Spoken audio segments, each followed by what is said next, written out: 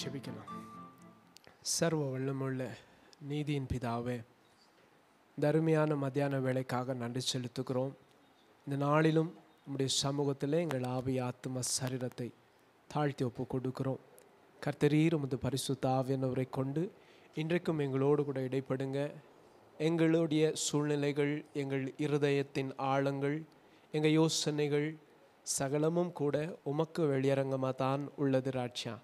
உமக்கு மறைவாக நாங்கள் எங்கே தான் போக முடியும்? உமக்கு மறைவாக நாங்கள் எண்ணத்தை தான் சிந்திக்க கூடும். உமக்கு மறைவானது ஒன்றுமே இல்லைப்பா.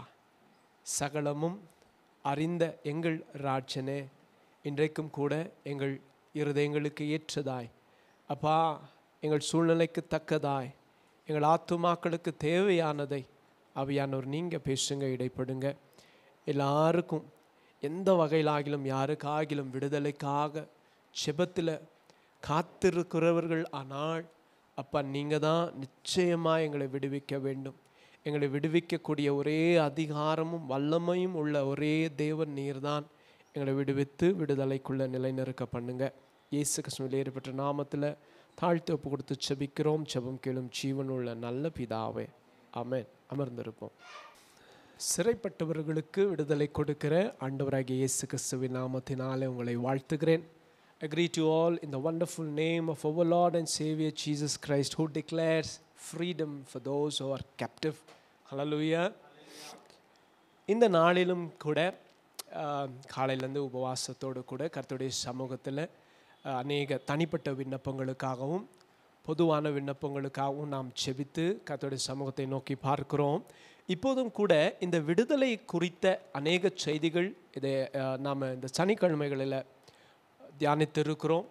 அவைகள் நமக்கு மெய்யாகவே அந்த வசனத்துக்கு தக்கவாறு நம்மை ஒப்பு கொடுக்கிற போது அவைகள் நிச்சயமாகவே நம்முடைய தனிப்பட்ட வாழ்க்கையிலும் குடும்பங்களிலும் சபைகளிலும் கூட அவைகள் மெய்யாகவே கிரியை செய்யும். காரணம், அது என்னுடைய யோசனையோ என்னுடைய ஆலோசனையோ அல்ல, அது கர்த்தருடைய வார்த்தைகள். பரிசுத்த வேதம் சொல்லுகிறது, வானமும் பூமியும் ஒளிந்து போனாலும் கர்த்தருடைய வார்த்தை என்றென்றைக்கும் மாறாது. அதுவும் என்ன எழுதியிருக்கு தெரியுமா? அதனுடைய எழுத்தாகிலும் எழுத்தின் உறுப்பாகிலும் ஒன்றும் மாறாது. அவைகள் அத்தனையும் கர்த்தர் நிறைவேற்றுவார். எனவே அந்த நம்பிக்கையோடு விசுவாசத்தோடு கூட இந்த நாளிலும் கூட விடுதலையை குறித்து நாம் வசனம் தியானிக்கலாம். பரிசுத்த ஆவியானவர் நமக்கு ஒத்தாசைகளை செய்வார். முதலாவதாக நாம் எல்லோரும் விடுதலை அடைய வேண்டும் என்று தேவனாகிய கர்த்தர் விரும்புகிறவராகவே இருக்கிறார். நம்முடைய சூழ்நிலைகள் என்னவா இருந்தாலும் சரி, நல்லா கவனிங்க. நம்முடைய சொந்த எண்ணங்களில் நாம் சிக்கி தவிக்கிறவர்களோ, அல்லது நம்முடைய கடந்த வாழ்க்கையின் நம்மை மறுபடியும் கூட அவைகளில் நம்மை தவிக்க செய்கிறதோ, அல்லது பாவப்பிடியில் சிக்கியிருக்கிறேனோ, அல்லது சாத்தானுடைய சதிகளுக்குள் நான் மாட்டியிருக்கிறேனோ, எப்படி ஆகினும் சரி, தேவன் முதலாவது கர்த்தருடைய பிள்ளைகளாகிய நாம் கர்த்தருடைய சமூகத்தை தேடி வந்திருக்கிற நமக்கு ஒரு நிச்சயம் என்ன வேணும் தெரியுமா? கர்த்தர் நம்மை விடுதலையாக்க துடிக்கிற தேவன். He always wants to deliver us. நம்மை எப்போதும் விடுதலைக்குள்ளாக நடத்த வேண்டும் என்று நினைக்கிற கர்த்தர். புரியுதா உங்களுக்கு? இதற்கு வேதாகமத்தில் ஒரு சில ஆதாரங்களை உங்களுக்கு கொடுத்து இந்த நாளின் தியானத்துக்கு போகலாம். I am just giving an introduction that our Father loves to give us freedom. Our Father loves to liberate us. நம்முடைய தகப்பன் நம்மை விடுவிக்க வாஞ்சிக்கிறவர். புரியுதா உங்களுக்கு?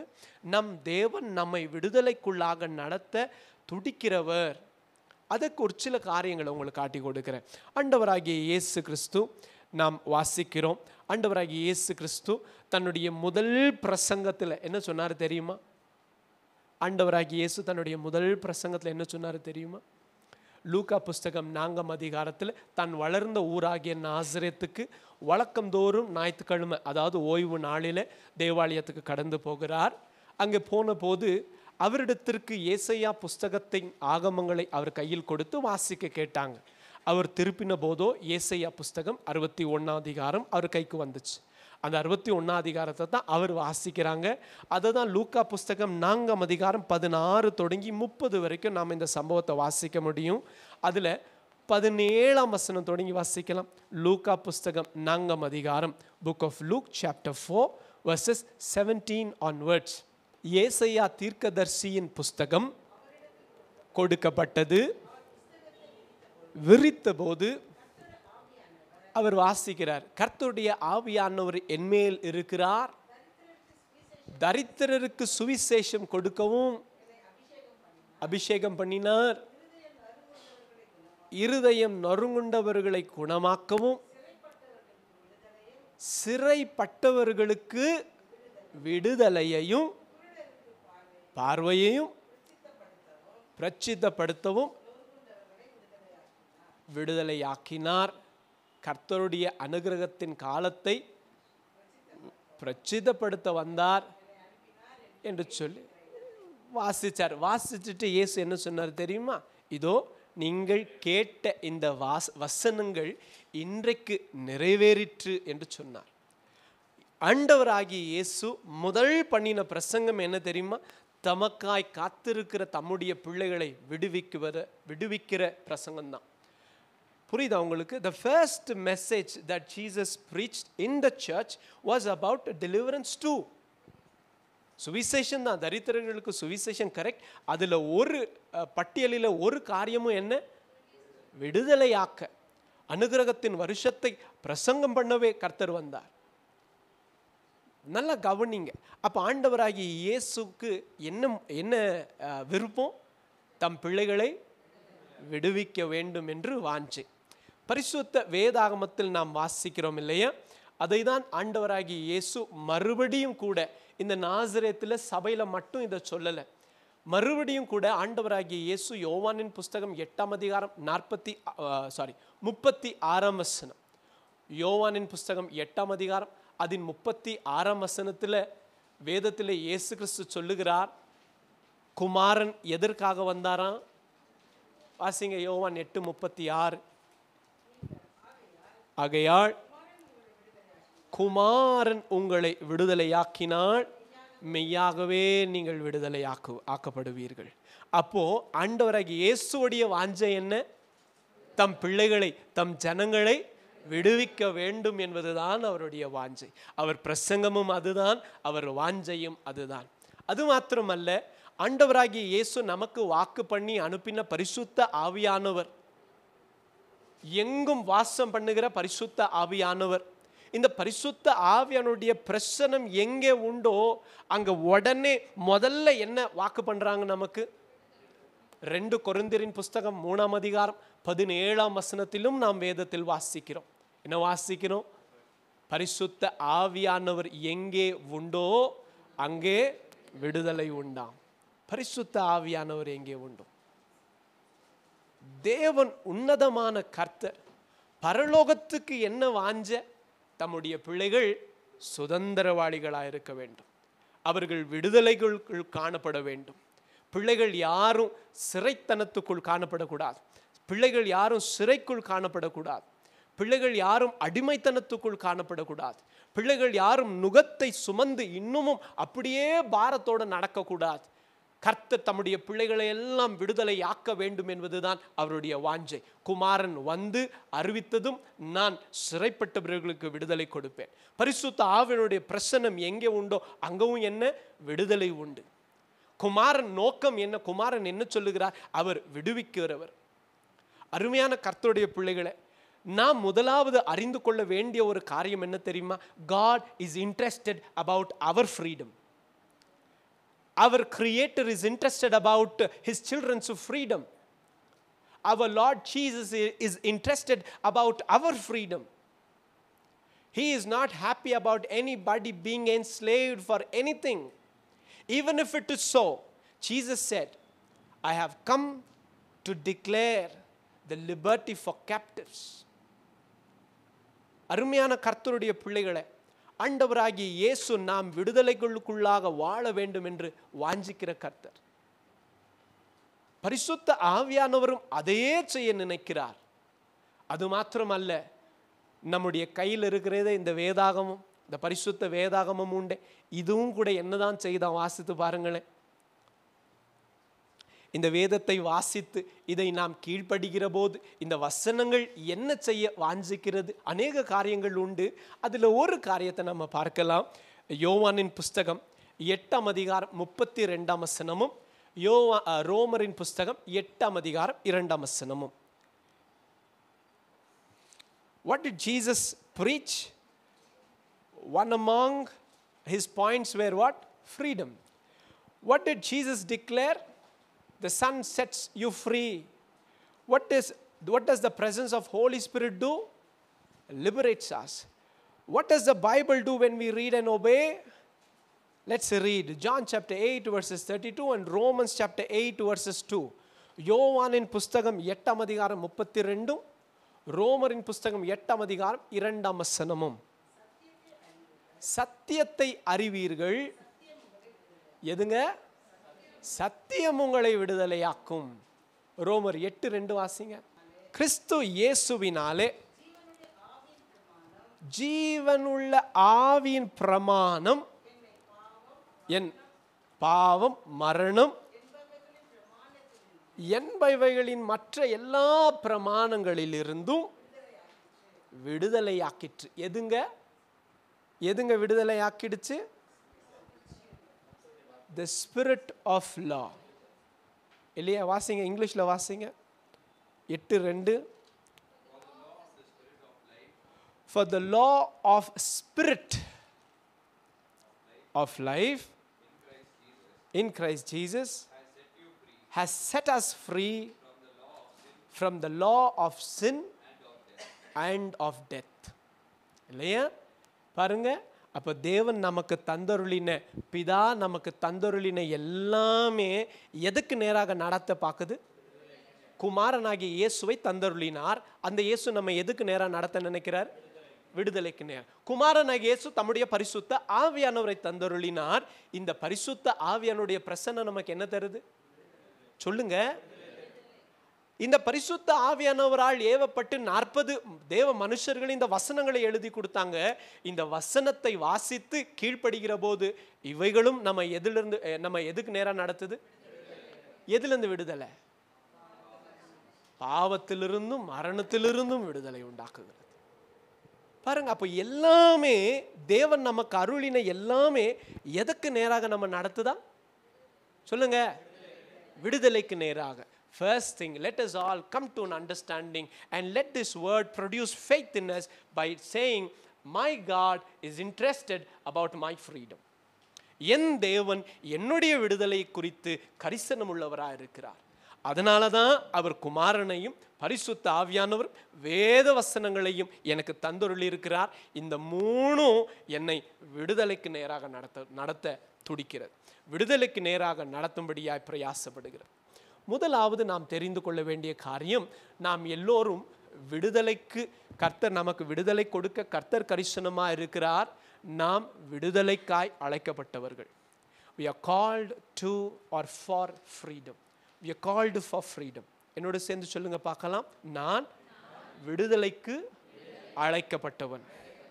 நான் சுயாதீனனாய் இருக்க அழைக்கப்பட்டவன், அடிமையாக அல்ல. Praise the Lord. வாசிக்கலாம் பாருங்க, ஒரு 2 வசனங்களை வாசிக்கலாம். That God always wants us to be free.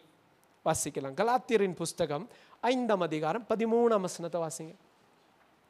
Book of Galatians chapter 5 verses 13. சகோதரரே, நீங்களும் நானும் சுயாதீனத்துக்கு அழைக்கப்பட்டிருக்கிறோம். இந்த சுயாதீனத்தை மாம்சத்துக்கு ஏதுவாக அனுசரியாமல் அன்பினாலே ஒருவருக்கு ஒருவர் ஊழியம் செய்ய இதை பயன்படுத்துங்க.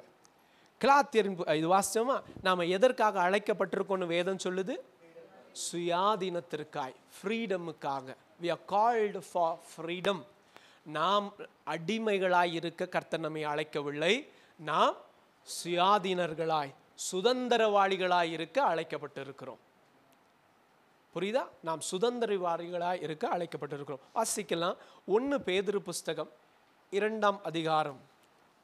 1 பேதுரு புஸ்தகம் 2ஆம் அதிகாரம் 16ஆம் வசனத்தை வாசிங்க. டன். சுயாதீனம் உள்ளவர்களாய் இருந்தால் உங்க சுயாதீனத்தை துர்க்கணத்துக்கு மூடலாக கொண்டிராமல் தேவனுக்கு அடிமைகளாயிருங்கள். சுயாதீனத்திற்காய் அழைக்கப்பட்டு இருக்கிறோம். பரிசுத்த வேதம் நம்மை சுயாதீனர்கள் என்று சொல்லிக் கொடுக்கிறது. பரிசுத்த வேதம் நம்மை சுதந்திரவாளிகள் என்று சொல்லுகிறது. சுதந்திரவாளிகள், சுயாதீனர்கள் என்று சொன்னால் என்ன அர்த்தம்? என்ன அர்த்தம்? ராஜாவுக்கு பிள்ளை யார் தெரியுமா? இளவரசன், இளவரசி, பிரின்ஸ், பிரின்சஸ். அவர்கள் அடிமைகள் அல்ல. பரிசுத்த வேதாகமத்தில் தேவன் அவர் நமக்கு தகப்பனாய் இருப்பார். ஆனால் நம்ம என்னன்னு கூப்பிடுறாரு? சுதந்திரவாளிகள். அப்ப கர்த்தருக்குரிய எல்லாம் யாருக்கு சொந்தம்? யாருக்கு சொந்தம் சொல்லுங்க? யாருக்குங்க சொந்தம்? வெரி குட் சாம், எனக்கு சொந்தம். சுதந்திரவாளி பேசுற பேச்சு அது. கர்த்தருக்குரியதெல்லாம் எனக்கு சொந்தங்க. நான் அவர் பிள்ளைங்க. அவரால் பிறக்கப்பட்டவன், மறுபடியும் பிறக்க செஞ்சார். அப்பா பிதாவென்று அழைக்கிற புத்திர ஸ்வீகாரத்தின் ஆவியை கொடுத்திருக்கிறார். அடிமைத்தனத்தின் ஆவி அல்ல, பிள்ளையின் ஆவியை தந்திருக்கிறார். அவர் எனக்கு அப்பா, நான் அவருக்கு பிள்ளை. அப்படி உண்மையா இருந்தா அப்பாக்கு சொந்தமானதெல்லாம் எனக்கு சொந்தம், பிள்ளைக்கு சொந்தம். பிள்ளையா இருப்போமானால் பிள்ளைக்கு சொந்தம். அதான் சுதந்திரவாளி. அதுதான் சுயாதீனம். சுயாதீனம்னா என்ன? சுதந்திரவாளியனா என்ன? கர்த்தருடைய பிள்ளைன்னு அர்த்தம். கர்த்தர் நியமித்தது எல்லாம் சொந்தம் கொண்டாட போகிறவர்கள் என்று அர்த்தம். எல்லாமே அவனுக்கு தாங்க அப்படின்னு அர்த்தம். புரியுதா உங்களுக்கு? ரைட். அப்போ கர்த்தர் நம்மை அழைத்திருப்பதே எதற்காக? சுயாதீனத்திற்காக. நீ சுதந்திரவாளியா இருக்கணும். வெறும் கர்த்தருக்குரிய நன்மைகளுக்கு மாத்திரம் நாம சுதந்திரவாளிகள் அல்ல. புரியுதா உங்களுக்கு? எதுவும் கர்த்தருடைய பிள்ளைகளை எதுவும் அடிமைத்தனப்படுத்தக்கூடாது. அவன் தான் சுதந்திரவாளி. புரியுதா உங்களுக்கு? சரி, நல்லா கவனிங்க. அலெக்சாண்டர் த கிரேட் தெரியுமா உங்களுக்கு? பாதி உலகத்தையே கையில் கொண்டவன், அவ்வளவு பெரிய வீரர். அவர் சிறு பிராயத்தில் இருந்தபோது அவங்க அப்பா சொன்னாராம், நீ யார், உன்னுடைய அடையாளம் என்ன, நீ எப்படிப்பட்டவனா இருக்க போகிற அப்படிங்கிற காரியங்களை தன் தகப்பனார் அழைத்து சொன்னாராம். அது வரைக்கும் அதே கிராமத்தில் அவர் இருந்த அதே ஊரில் இருந்த மற்ற ஏழை பிள்ளைகளோடு கூட விளையாடிக்கிட்டு இருந்தாராம். நேரங்களை கழித்து கொண்டு ஒரு சாதாரண சின்ன பிள்ளைய போல தான் வாழ்ந்துட்டு இருந்தாராம். இதை பார்த்த தன்னுடைய தகப்பனார், இன்னமும் நான் மௌனமாக இருக்கக்கூடாது என்று சொல்லி அந்த சின்ன பிள்ளைய அழைத்து, மேபி 12 or 13 வச்சுக்கலாமே, இல்லை இன்னும் குறைவே வச்சுக்கலாமே, அவரை அழைச்சி அவங்க அப்பா சொல்கிறார், நீ யார் தெரியுமா, உன்னுடைய அதிகாரம் எப்படிப்பட்டது தெரியுமா, உன்னுடைய எதிர்காலம் என்ன தெரியுமா, இதெல்லாம் சொல்லி கொடுத்த மேலே அவனால் அந்த மறுபடியும் அங்கே போய் விளையாட முடியல. இப்போ தகப்பன் பிரிவினையை உண்டாக்கலை, உன்னுடைய பொறுப்பு என்னன்னு தெரிஞ்சுக்க, அதுக்கு தகுந்த மாதிரி நடந்துக்க அப்படின்னா. And nothing was able to get near to Alexander to stop him for what he was planning to do. பாருங்களே, ஒரு சின்ன காரியத்தை உணர்ந்து கொள்ள வேண்டும்.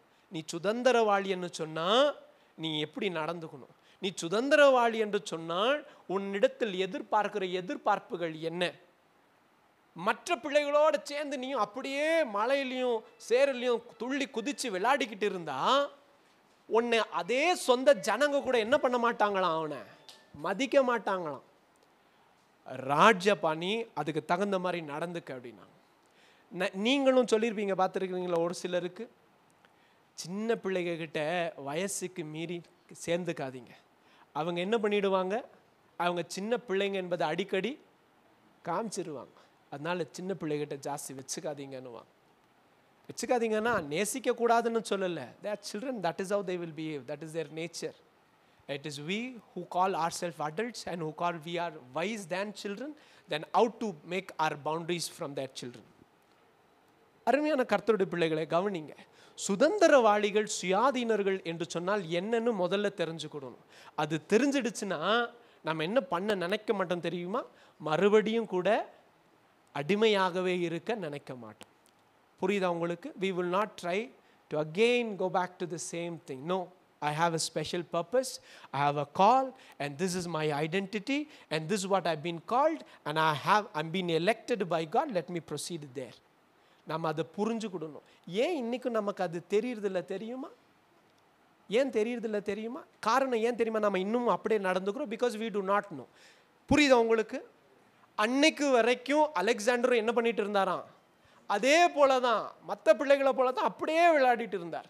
ஆனா அவருக்கு தெரிஞ்சு போச்சு, அன்னிலிருந்து அவருடைய எல்லைகள் மாறி போச்சு. அந்த பிள்ளைகள் மேல் அன்பு இல்லாம இல்லை, அவர்களுக்கு ஊழியம் செய்யணுன்றதுனாலதான் இவர் தன்னுடைய எல்லா காரியங்களையும் மாற்றிக்கொண்டார். அருமையான கர்த்தருடைய பிள்ளைகளை, என்னைக்கு வரைக்கும் நான் எப்படிப்பட்ட சுதந்திரவாளி, நான் யார் என்பதை அறியாத வரைக்கும் நாமும் கூட நேர்த்தியாக செயல்பட மாட்டோம். ஒருவேளை செய்தியை கேட்டு இன்னைக்கு நாளைக்கு அப்படி செய்யலாம், மறுநாள் நமக்கு அப்படி ஆகாது. புரியுதா உங்களுக்கு? அதே கிராமத்தில் ஒருவேளை மற்ற பிள்ளை அந்த அலெக்சாண்டரை பார்த்து அவர் அப்படி செய்கிறார், நானும் அப்படியே செய்கிறேன்னு செஞ்சிருந்தா ஒரு 4 நாள் செஞ்சிருக்கலாம், 5ஆவது நாள் செய்ய முடியாது. ஏன்னா அது அவருடைய ஐடென்டிட்டி கிடையாது. நமக்கு கர்த்தரால் உண்டாகுகிற காரியம் என்ன? என்னை தேவன் மெய்யாகவே என்னை சுதந்திரவாளி என்று சொல்லுகிறாரா? நான் சுதந்திரவாளியா, சுயாதீனனா? சுயாதீனன் என்று அழைக்கப்பட்டு அடிமைத்தனத்துக்குள் இருக்கிறேனா? 4 விதமான கூட்டத்தை தான் இன்றைக்கு உங்களுக்கு காட்டி கொடுக்க போகிறேன். இந்த 4 கூட்டத்தில் நீங்க ஏதோ ஒரு கூட்டத்தில் இருப்பீங்க, நானும் ஏதோ ஒரு கூட்டத்தில் இருப்பேன். நம்ம எல்லாரும் இன்னைக்கு கூடி வந்த இந்த கூட்டத்தில் நாம தெரிஞ்சுப்போம், நாம இந்த 4 கூட்டத்தில் எந்த கூட்டத்தில் சேருவோம். புரியுதா உங்களுக்கு? சரி, 4 விதமான கூட்டத்தார். யார் இவங்க? வேகமா சொல்றேன், எழுதிக்கங்க. முதல் கூட்டம், கர்த்தர் நம்மை சுயாதீனத்திற்கு அழைத்திருக்கிறார். இதுல எந்த மாற்று சந்தேகம் இல்லையே உங்களுக்கு? கர்த்தர் நம்ம எதுக்கு அழைச்சிருக்கிறாரு? என்னோட சேர்ந்து சொல்லுங்க. சுதந்திரவாளியா இருக்க, அவருடைய பிள்ளையா இருக்க, அடிமையாக அல்ல. இல்லையா? உலகத்துக்கு அடிமையாக அல்ல, அவருக்கு அடிமையா இருக்க. உலகத்தின் பாவங்களுக்கு அடிமையா இருக்க அல்ல, அவருடைய சுதந்திரவாளியா இருக்க கர்த்தர் நம்மை அழைத்திருக்கிறார். சரி, இப்படி சுதந்திரவாளியாய் அழைக்கப்பட்ட அருமையான கர்த்தருடைய பிள்ளைகள் ஏன் இன்றைக்கு சுதந்திரவாளியாய் இல்லை என்பதற்கு சில காரணங்கள் உண்டு. முதலாவது, நம்பர் 1, ஏன் அப்படின்னு சொன்னா, number 1, I'll show you 4 group of people. Some never knew they are slaves. ஒரு கூட்டம் யாரு? தாங்கள் அடிமைகள் என்பதை அறியாத கூட்டம். தாங்கள் அடிமைகள் என்று அறியாத கூட்டம். இரண்டாவது, தாங்கள் சுதந்திரவாளிகள் என்று அறியாத கூட்டம்.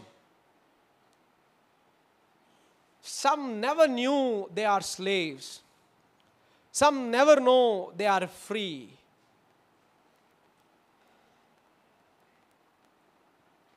Number 1 என்ன? Some never know they are slaves. ரெண்டாவது, some never know they are free. தமிழ்ல சொல்றேன் கேளுங்க. முதலாவது, தாங்கள் அடிமைகள் என்று அறியாதவர்கள் ஒரு கூட்டம். அவங்க யாரு? அவங்க அடிமைகள் என்பதே அவங்களுக்கு என்னங்க தெரியாது. அவங்கள தாங்களே அப்படி நினைச்சிட்டு இருக்கிறாங்க. ஆனா அவங்க யாரு? அடிமைத்தனத்துக்குள் இருக்காங்கன்னு தெரியாது. இரண்டாவது ஒரு கூட்டம் உண்டு. இவங்க யாரு? தாங்கள் விடுதலை அடைந்தவர்கள் என்று அறியாமல் இருக்கிறவர்கள். புரியுதா உங்களுக்கு? மூணாவது ஒரு கூட்டம் உண்டு. இவங்க யாரு? some know they are free yet turn to slavery. விடுவிக்கப்பட்டவர்கள் என்று அறிந்தும் அடிமைத்தனத்துக்குள் போய் சிக்கிக் கொள்ளுகிறவர்கள். மூன்றாம் கூட்டம் யாரு?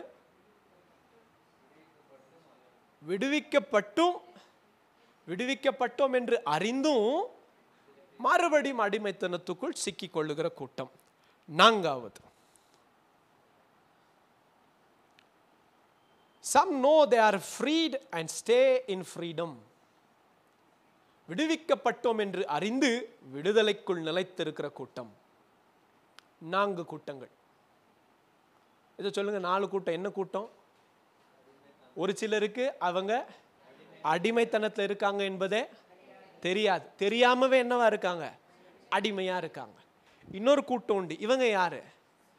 விடுவிக்கப்பட்டதும் தெரியாம அப்படியே இருக்கிற கூட்டம்.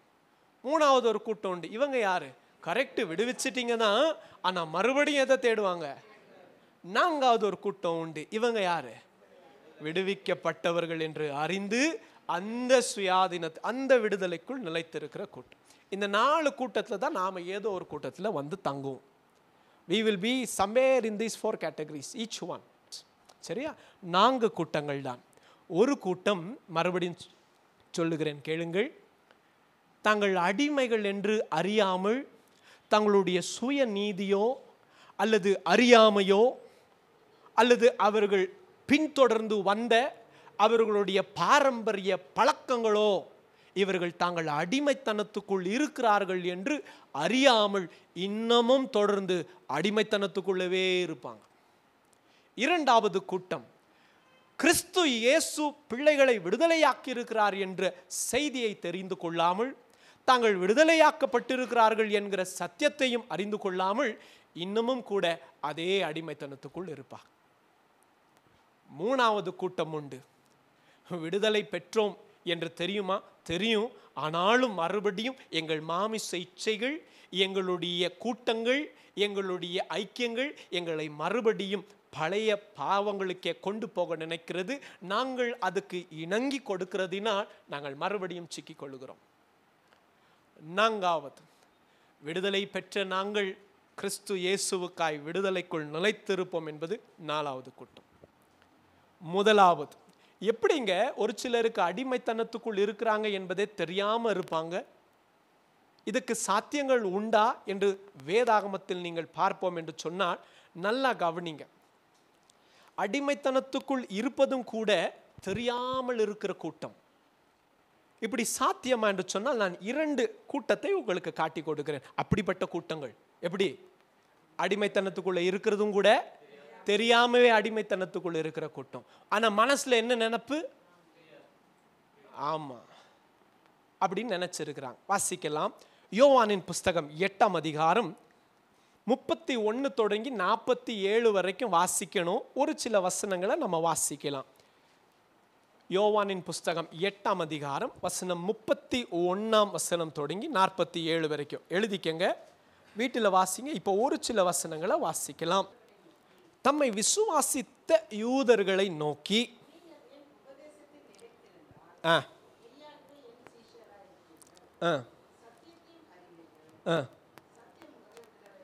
என்றார். அவர்கள் அவருக்கு பிரதியுத்தரமாக, நாங்க ஆபிரகாமின் சந்ததிகளா இருக்கிறோம். என்ன சொல்றாங்க? இயேசு என்ன சொல்றாரு? எப்பா, நான் வந்திருப்பதே எந்த நோக்கத்துக்காக? உன்னை விடுவிச்சிருத்துக்காக, பிசாசின் பிடியிலிருந்து உன்னை விடுவிக்க. பாவம் உன்னை ஆளுகை பண்ணுகிறதே, அந்த பாவத்தில் உன்னை விடுவிக்க வந்திருக்கிற. வசனத்தில் என்ன எழுதியிருக்கிறார்? சத்தியத்தை அறிவீர்கள், சத்தியம் உங்களை விடுதலையாக்கும் என்று இயேசு சொன்னதுக்கு பிரதி உத்தரமாக ஆமென் இயேசுவே அப்படியே ஆகட்டும் என்று சொல்லல.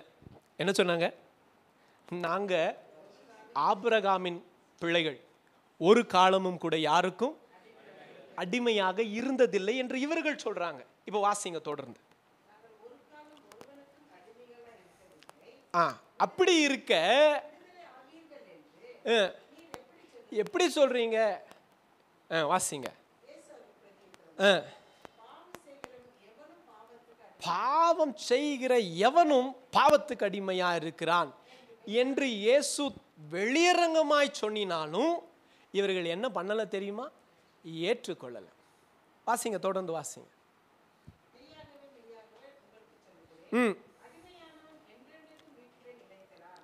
நிலைத்திரான். ஆகையால் குமாரன் உங்களை விடுவித்தா மட்டும்தான் நீங்கள் மெய்யாகவே விடுதலையாவீர்கள். தேங்க்யூ. நல்லா கவனிங்க, தொடர்ந்தீங்க அப்படியே அந்த அதிகாரம் அதோடு முழுசா வீட்டுக்குள்ள வாசிங்க. இவங்கெல்லாம் யார் தெரியுமா? இவங்களாம் யார் தெரியுமா? இப்போதான் நம்ம 31ல் வாசம். இயேசுவை விசுவாசித்த சில யூதர்கள் இருந்தாங்க. அவர்களுக்கு மத்தியில் எப்போதும் வேவு பார்க்க வந்தவர்களும் இருந்தார்கள். இவங்கெல்லாம் யார் தெரியுமா? இப்போ நான் இதை ஏன் கேட்டேன்னு சொன்னால், ஆண்டவராகிய இயேசு கிறிஸ்துவின் இடத்துல விபச்சாரத்தில் கையும் மெய்யுமாய் பிடிக்கப்பட்ட ஒரு ஸ்திரியை கொண்டு வந்தாங்க. இயேசு என்ன சொன்னார் அவங்கள பார்த்து? அவங்க கேட்டாங்க, மோசே நியாயப்பிரமாணத்தில் எழுதியிருக்கு, கல்லெறிஞ்சு இந்த ஸ்திரியை கொலை செய்யணும், நீர் என்ன சொல்லுகிறீர்? இயேசு என்ன சொன்னார்? உங்களில் யார் ஒருவன் பாவம் செய்யவில்லையோ அவன் முதல் கல்லை எறியட்டும்பா. அதாவது யாராவது ஒத்தராகிலும் இருக்கிறீங்களா பார்க்கலாம் அப்படின்னு தான் கேட்டார். ஆனால் எல்லாரும் என்ன பண்ணாங்க? எல்லாரும் ஒவ்வொரு கல்லா போட்டு போயிட்டாங்க. பெரியவங்களை தொடங்கி சின்னவங்க வரைக்கும்னு வசனம் எழுதியிருக்கு. அப்போ இவங்க எல்லாரும் தாங்களே ஏற்றுக்கிட்டாங்க தங்களுக்குள்ள பாவம் இருக்கு. இயேசு சொல்லுகிறார், எவன் ஒருவன் பாவம் செய்கிறானோ அவன் பாவத்துக்கு அடிமையாக இருக்கிறான் என்று வெளியரங்கமாய் சொன்னாலும் இவனுக்கு ஏற்றுக்கொள்ள மனதில்லை. தான் அடிமைத்தனத்துக்குள் இருக்கிறான். பாவம் என்பது அவன் கை கால்களை கட்டி வைத்திருக்கிறது. சாத்தானானவன் அவனை சிறையில் வைத்திருக்கிறான் என்று இயேசு சொல்லி அவன் சிறையிருப்பை அவிழ்க்க வந்தாலும் இயேசுவை தள்ளி வைத்த கூட்டம்தான் அந்த கூட்டம். அவர்களால் ஏற்றுக்கொள்ள முடியாது. தங்களுக்கு தாங்களே என்ன சொல்லிக்கிட்டாங்க, நாங்கள் யாருக்கு அடிமையாக இருக்கிறோம், எங்களை பார்த்து சுதந்திரவாளியாயிருன்னு சொல்கிறீங்க. எதுவும் எங்களுக்கு அடிமைத்தனம் இல்லைங்க. They did not know that they were slaves. Because Jesus said, those who sin are the slaves of sin. ஆண்டவராகிய இயேசு சொல்லுகிறார். அப்படி சொன்னதுக்கு அவர்கள் மறுத்தரவு என்ன சொன்னாங்க தெரியுமா? எங்க பாவங்களை சுட்டி காட்டுகிறாயோ, நாங்கள் வேசித்தனத்தில் பிறந்தவர்கள் அல்ல, எங்களுக்கு ஒரே தகப்பன், நாங்கள் ஆபிரகாமின் பிள்ளைகள், மோசேயின் சீஷர்கள், பிதாவின் பிள்ளைகள் என்று சொல்லிக் கொண்டார்கள். நல்லா கவனிங்க. அவர்களுடைய சொந்த நிலைமை என்னன்னு உங்களுக்கு தெரியுதா? அவங்களுக்கு தான் தெரியல. தூரத்திலிருந்து பார்க்கிற நமக்காவது தெரியணும் இவர்களுடைய நிலைகள் என்னன்னு. இவர்களுடைய நிலைகள் என்ன? தாங்கள் அடிமைத்தனத்துக்குள் இருக்கிறார்கள் என்றும் கூட அவங்களுக்கு தெரியாது. அறியாதவர்கள். எப்பா உனக்கு சுதந்திரம் வேணும் தெரியுமா? உனக்கு எனக்கு எதுக்கு சுதந்திரம்? நான் என்ன செஞ்சிட்டேன்? சிலருக்கு சொல்லி பார்த்துருக்குறீங்களா? ஜெபம் பண்ணுங்க, கர்த்தரிடத்துல மன்னிப்பு கேளுங்க, கர்த்தர் மனம் இறங்குவார். அப்படி நான் என்ன செஞ்சிட்டேன் அப்படின்னுவான். எப்பா இது நல்லது இல்லை, கர்த்தருக்கு அருவெறுப்பு, அப்படி என்ன பாவம் செஞ்சிட்டேன் நான் அப்படின்னு. And he does not know that it is slavery. புரியுதா உங்களுக்கு? அவனுக்கு தெரியலையா? அநேகருடைய சூழ்நிலைகள் இன்னைக்கும் அப்படிதான். அவர்கள் ஒருவேளை தெரியாம இருந்தாலும் பரவாயில்ல, கர்த்தர் தெரியும் தானே உனக்கு நான் காட்டி கொடுக்கிறேன் என்று சொன்னாலும் அவைகளெல்லாம் எனக்கு வேண்டாம், நான் சுதந்திரவாளியே என்று சொல்லி அடிமைத்தனத்திற்குள்ளவே தன்னுடைய நாட்களை களைத்து போடுவான். ஆண்டவராகிய இயேசு யோவானின் புஸ்தகம் 9ஆம் அதிகாரத்தை திருப்பிக் கொள்ளலாம். அங்கேயும் கூட இவங்களுக்கு சொல்லுவார் பாருங்களேன். 35ஆம் வசனம் தொடங்கி 41 வரைக்கும் வாசிக்கணும். இப்போ நாம கடைசியா 40-41 மட்டும் வாசிக்கலாம். Book of John chapter 9 verses 40 and 41. நல்லா கவனிங்க. அவர்களோடு கூட இருந்த பரிசேயர் சிலர் இயேசு கிறிஸ்து பேசினதையும் இந்த குருடன் பார்வை அடைந்த அவன் சொன்ன சாட்சிகளை கேட்ட பின்பு இயேசுவை பார்த்து கேட்குறாங்க, நாங்கள் என்ன குருடரா போ அப்படின்னு கேட்குறாங்க. அதுக்கு இயேசு என்ன சொன்னாரு? அவர்களை நோக்கி,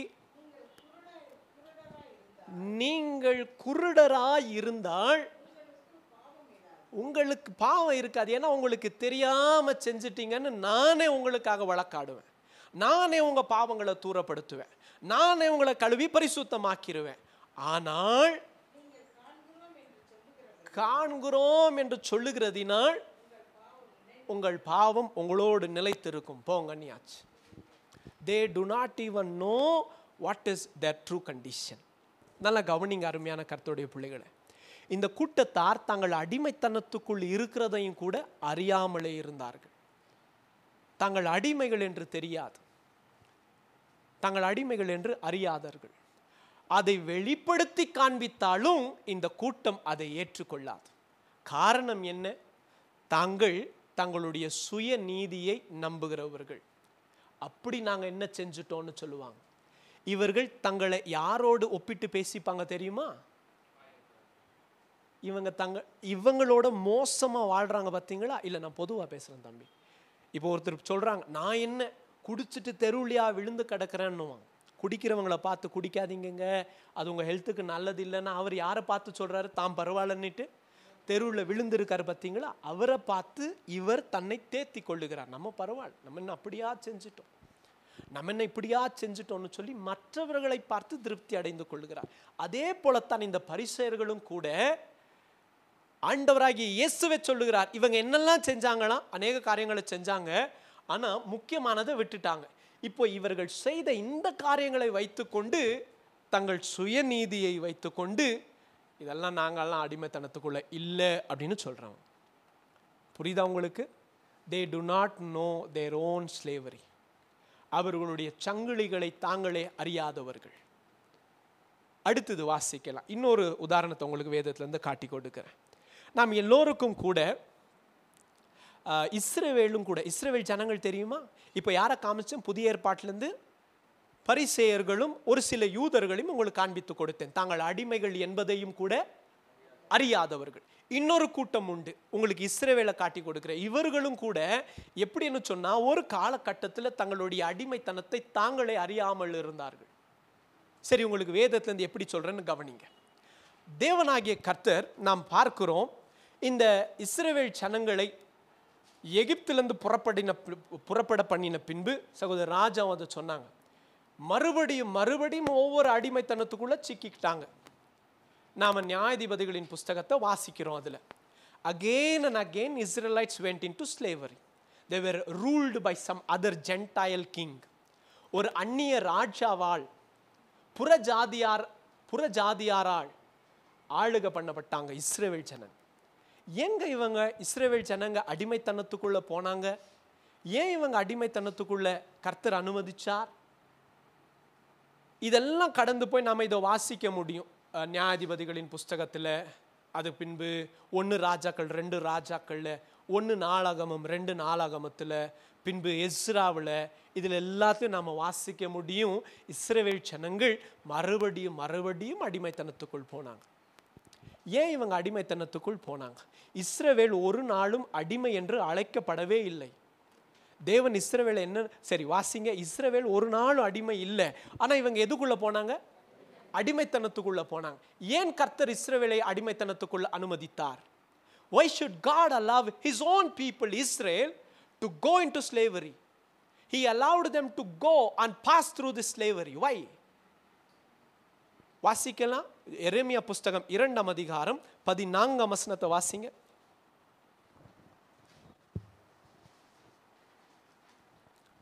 எரேமியா புஸ்தகம் 2:14 வாசிங்க. கர்த்தருடைய இருதயத்தின் அங்கலாய்ப்பில் அங்க என்ன சொல்றாங்கன்னு வாசித்து பாருங்க. இஸ்ரவேல் ஒரு வேலைக்காரனா? அவன் வீட்டில் பிறந்த அடிமையா? ஏன் இப்படி ஆச்சு? என்ன புரியுது உங்களுக்கு அந்த வசனத்துல? இஸ்ரவேல் அடிமை அல்ல, அவன் வேலைக்காரன் அல்ல, சுதந்திரவாளி. அப்படி இருக்கிற சுதந்திரவாளிக்கு ஏங்க இப்படி நடக்குது? எது? மறுபடியும் அடிமைத்தனத்துக்குள், அடிமைத்தனத்துக்குள். கடைசியாக இஸ்ரவேலையும் யூதாவையும் இரண்டையும் அசரியர்களும் பாபிலோனியர்களும் சிறை கொண்டு போயிட்டாங்க. ஏன் இந்த அடிமைத்தனம் வந்துச்சு? Why did God allow this slavery? If God wants to set us free, why should God allow his people to get into slavery? தேவன் நம்மை விடுவிக்க வாஞ்சையாய் இருப்பாரானால் ஏங்க இஸ்ரவேலையும் யூதாவையும் இப்படி சிறைக்குள்ள கொண்டு போக அனுமதித்தார்? ஏன் அனுமதித்தார்? தேவன் அவர்களை அடிமையாக உண்டாக்கவில்லை. இங்க எரேமியா 2:14 வாசிச்சோமா? Is Israel a servant? Is Israel a bond slave? No. Then who are they? Bible says God addresses them as firstborn. யாத்திராகமத்தின் புஸ்தகம் 4ஆம் அதிகாரம் 22ஆம் வசனத்துல நாம் வாசிக்கிறோம். கர்த்தர் மோசேக்கு என்ன சொல்றார்? மோசே, நீ பார்வோன் இடத்திற்கு போய் என்ன சொல்லணும்? இஸ்ரவேலை, என் சிரேஷ்ட புத்திரனை போக அனுமதி விடு. Israel was always called God's firstborn, never slave, never a servant, bond servant. No. அப்படி இருக்கிற போது இந்த இஸ்ரவேலை கர்த்தர் மறுபடியும் அடிமைத்தனத்துக்குள்ள ஏன் விட்டாரு தெரியுமா? இவர்கள் வாசிக்கிறீங்களா? வாசிக்கணும்னா வாசிச்சிருங்க.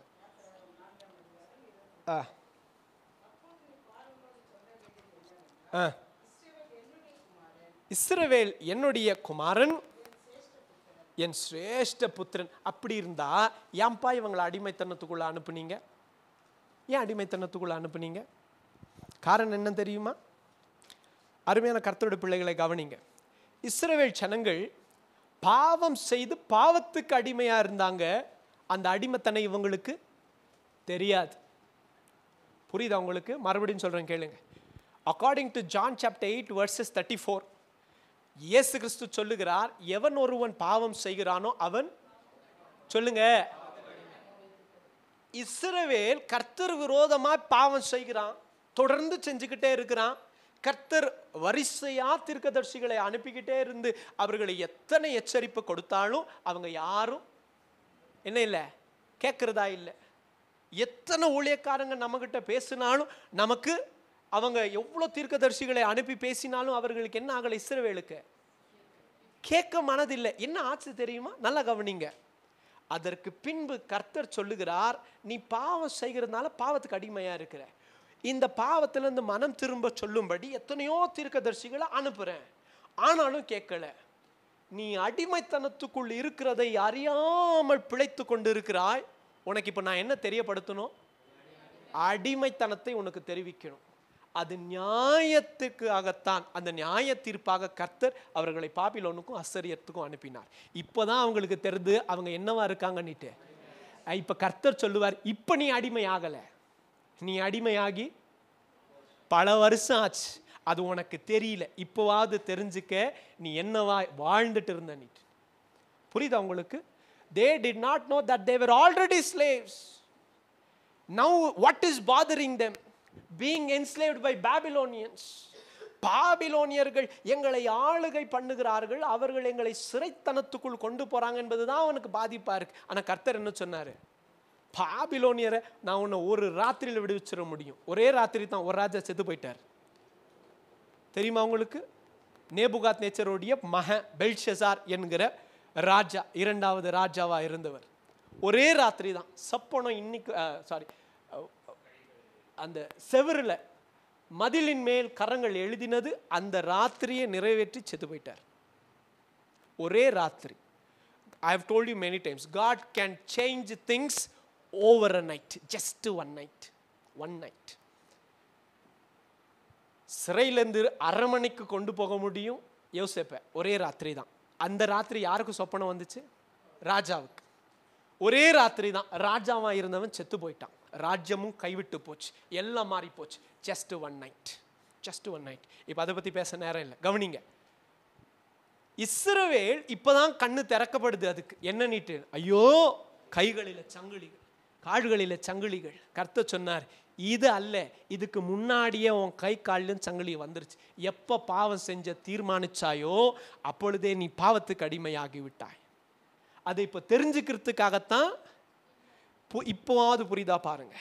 To make Israel realize their invisible chains, God allowed visible chains through Babylon. புரியுதா உங்களுக்கு? அவர்கள் காணக்கூடாத சங்கிலிகளை காணும்படி காணக்கூடிய சங்கிலியை கர்த்தர் பாபிலோன் மூலமாய் அனுப்பினார்.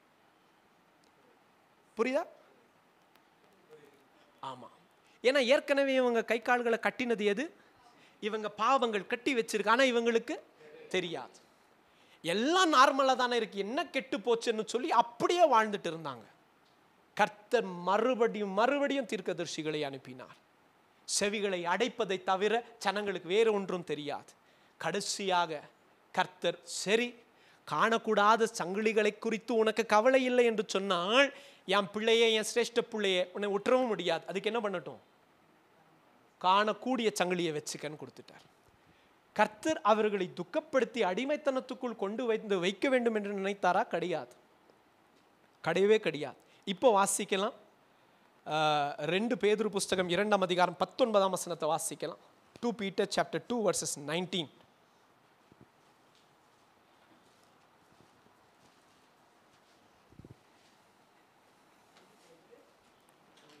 பாடி.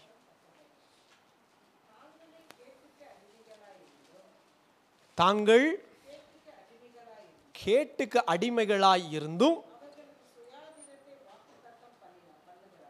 பண்ணுகிறார்கள். அதற்குத்தான் அவன் அடிமையா இருக்கிறான். அதற்குதான் அவன் அடிமையா இருக்கிறான். இவன் போய், எரேமியா போய் ஜனங்களோடு பேசுகிறார், புலம்புகிறான், அழுகிறான். ஏசையா போய் இந்த ஜனங்களுக்கு முன்பாக நிர்வாணமாய் நடந்தும் கூட காட்டுகிறார். இவ்விதமான நியாய தீர்ப்பு உங்களுக்கு மேல் வரப்போகிறது. எரேமியாவை கர்த்தர் எவ்வளவாய் திருஷ்டாங்கமாய் ஜனங்களுக்கு காட்டினார். ஊழியக்காரங்க எல்லாரும் இந்த வேதனைகளை எல்லாம் ஏற்றுக்கொண்டு ஜனங்கள் அப்படியாகிலும் மனம் திரும்பி விடுவார்களோ என்று சொல்லி எதிர்பார்ப்போட காத்திருந்தார்கள். ஜனங்கள் யாருக்கும் செவி கொடுக்க ரெடியாக இருந்ததில்லை. காரணம் என்ன தெரியுமா? ஏன் செவி கொடுக்கல தெரியுமா? காரணம், அவருடைய சொந்த நிலைமையை கூட அவர்கள் அறியாமல் இருந்தார்கள். சொன்னாலும் ஏற்றுக்கொள்ளுகிற மனது இல்லை. தங்கள் பார்வைக்கு தாங்கள் செய்கிறது தான் சொல்லுங்க சரி அப்படின்னு இருந்துச்சு. இப்போ நீங்க கேட்கலாம், யோசேப்பை கூட கர்த்தர் அடிமைத்தனத்திற்குள் விற்றாரே. இல்லை இல்லை, இந்த எகிப்துக்கு கர்த்தர் ஏற்கனவே வாக்கு பண்ண அடிமைத்தனத்திற்குள் கொண்டு போக 2 காரணங்கள் உண்டு. ஒரு காரணம் என்ன தெரியுமா? தெரியாத சங்கிலி தெரிட்டோன்றதுனால அனுப்புவார். 2வது காரணம் உண்டு. இஸ்ரவேலை கர்த்தர் ஆபிரகாமின் நாட்களிலேயே 15ஆம் அதிகாரம் ஆதியாகமம் ஆரம்ப நாட்களிலேயே கர்த்தர் ஆபிரகாமுக்கு சொன்னார், ஆபிரகாமே உன்னுடைய சந்ததியார், உன் வித்திலிருந்து புறப்படுகிற உன் சந்ததியார் அடிமைத்தனத்துக்குள் 400 வருஷம் இருப்பாங்க. அதற்கு பின்பு அவர்களை நான் புறப்பட பண்ணுவேன். அவர்களை ராஜாக்களாய், லேவியர்களாய், ஆசாரியர்களாய், அவர்களை சுதந்திரவாடிகளாக இருக்க செய்வேன்னு கர்த்தர் வாக்கு பண்ணுவார். நல்லா கேளுங்க. இப்போ ஏங்க கர்த்தர் அங்கே வச்சாரு? அவர்களை ஆயத்தப்படுத்த, அவர்களை இந்த நோக்கத்திற்காக ஒழுங்குபடுத்த. இது தெரியாத சங்கிலி தெரிட்டோன்றதுனால கொண்டு போகலை. இதற்கு இன்னொரு ஆதாரம் தான் நம்ம யோசேப்பு.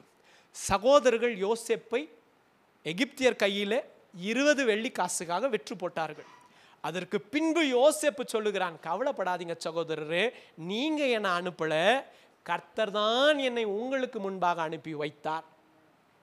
அப்போ கர்த்தர் அவைகளுக்குள் கொண்டு போகிறார். ஆனால் ஒரு காரணம், அவர்களை ஆயத்தப்படுத்தி நிற்க வைக்கவே. 2வது கொண்டு போகிறார். ஆனால் காரணம் இவ்வளவுதான். என்ன? அடிமைத்தனம் தெரியலையா? சரி தெரிய வைக்கலாம் வா அப்படின்னு கொண்டு போயிடுவார். அடிமைத்தனம் அறியாத கூட்டம், ஆபத்தான கூட்டம். நல்லா கவனிங்க. இந்த அடிமைத்தனத்துக்குள் கர்த்தர் அனுப்பினதும் கூட இவர்கள் எப்படியாகிலும் மனம் திரும்ப வேண்டும் என்பதற்காகத்தான். அதற்காகத்தான் அனுப்புறதுக்கு முன்னாடியே என்ன சொல்லிட்டாரு? காலமும் சொல்லிட்டாரு. எரேமியாவை கொண்டு என்ன நீட்டு 70 ஆண்டு காலம் நீ சிறையில் இருப்ப. இல்லை, அனுப்பிட்ட பின்பு தான் எழுதுறார் லெட்டர் எரேமியா. 70 வருஷம் நீ இருக்கணும், வர முடியாது, 70 வருஷம் இருந்து தான் ஆகணும். கர்த்தர் கைவிட்டுறல. வாசிக்கலாம் பாருங்க, ஒரு சில வசனங்களை வாசிக்கலாம், பிரயோஜனமாக இருக்கும். ஏசாயா புஸ்தகம் 50ஆம் அதிகாரம் வசனம் 1 தொடங்கி வாசிக்கலாம். Book of Isaiah chapter 50 verses 1. கர்த்தர் சொல்லுகிறார், நான் இஸ்ரவேலை பார்த்து சொல்லுகிறார், எருசலேமை பார்த்து சொல்லுகிறார், நான் உன் தாயை அனுப்பிவிட்ட போது தள்ளுதல் சீட்டு எங்கே? அல்லது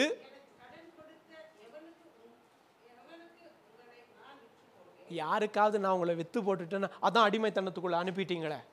யோசேப்பை தன்னுடைய சகோதரர்கள் 20 வெள்ளிக்கு வித்தது போல எங்களை வித்துட்டீங்களா ஆண்டவரே? கிடையவே கிடையாது. ஏன் கொண்டு போனாரு? உன் அடிமைத்தனம் உனக்கு தெரிய வேண்டும். அடிமைத்தனத்துக்குள் இருக்கிறன்னு தெரியுதா? ஆமாண்டவரே தெரியுது. இப்போ மனம் திரும்பினா அந்த அடிமைத்தனம் மாறும். புரியுதா உங்களுக்கு? ஒருவேளை அடிமைத்தனத்துக்குள் இருப்பது தெரியாமவே இருந்தா, அருமையான கர்த்தருடைய பிள்ளையே, கர்த்தர் எவ்விதமாய் நம்முடைய அடிமைத்தனத்தை சுட்டி காண்பிப்பார்? ஒன்று செய்தியின் வழியாய் காண்பித்து கொடுப்பார், வேத வசனத்தை வாசிக்கிற போது காண்பித்து கொடுப்பார், ஊழியக்காரர்களை மறைத்து கர்த்தர் நமக்கு காண்பித்து கொடுப்பார், தனிப்பட்ட வகையில் கர்த்தர் காண்பித்து கொடுப்பார். ஏதாகிலும் தமக்கு பிரியமான ஒரு வழியில் உங்களுக்கும் எனக்கும் நம்முடைய அடிமைத்தனத்தை நிச்சயமாய் காண்பித்து கொடுப்பார். இதான் வசனம் உண்டு, போதும். அதை பார்த்து வாசித்து அதெல்லாம் பரவாயில்லைங்க அப்படின்னு சொல்லிட்டும் போகலாம். இல்லைன்னு சொன்னா, ஆமாவா அடிமைத்தனத்துக்குள் இருக்கிறேனா அப்பா, விடுதலையின் வருஷத்தை அறிவித்த என் ஆண்டவராகிய இயேசுவே, உடைய பரிசுத்த ஆவியானுடைய பிரசன்னத்தை அனுப்பி என்னை விடுவிப்பீங்களான்னு கேட்டு பாருங்க. அதுதான்டா என் நோக்கமேன்னு சொல்லுவார். And that is God. We're understanding it. God wants us to deliver. But why are we in slavery? It is because we have to know that we are already slaves for something else. கர்த்தர் அதை நீங்களும் நானும் பார்க்க வேண்டும் என்று நினைக்கிறவர். புரியுதா உங்களுக்கு? ஆனால் என்ன பண்ணிடலை? தள்ளுதல் சீட்டை கொடுத்தோ காசுக்கு விற்றோ கர்த்தர் நம்ம விற்று போடலை. நாம தாயா கர்த்தரை காசுக்கு விற்று போட்ட கூட்டம் நாம தான். ஆனால் கர்த்தர் நம்ம ஒரு நாளும் காசுக்கு விற்று போடவில்லை. கர்த்தர் சொல்லுகிறார், நம் ஜீவனுக்கு பதிலாக கர்த்தர் எகிப்தையும் சேபாவையும் விட்டுருவார். உன்னையும் என் ஜீவனையும் கர்த்தர் எப்படி ஐயா விட்டு கொடுப்பார்? எனக்கு பிரியமான என் இப்ராஹிமே, நான் எப்படி உன்னை மறப்பேன்? உன்னை மறப்பது நான் என் வலது கரத்தை மறப்பது போல் அல்லவா என்று கர்த்தர் நமக்கு வாக்கு பண்ணியிருக்கிறார். தேவ பிள்ளையே, அப்போ கர்த்தர் இந்த அடிமைத்தனத்தை இஸ்ரவேலுக்கு கொடுத்த நோக்கம் என்ன தெரியுமா? அவங்க ஏற்கனவே பாவத்துக்கு அடிமையாக இருப்பது தெரியாததுனால அவங்களுக்கு தெரிவிக்கத்தான் கர்த்தர் அங்கே கொண்டு போனார். இதற்கு ஆதாரமாக விடுதலை அடைந்து வந்த பின்பு தேவ மனுஷன் எஸ்ரா சொல்லுவார். இது வாசிங்களை பார்க்கலாம். எஸ்ரா புஸ்தகம் 9ஆம் அதிகாரம் வசனம் 13 தொடங்கி 15 வரைக்கும்.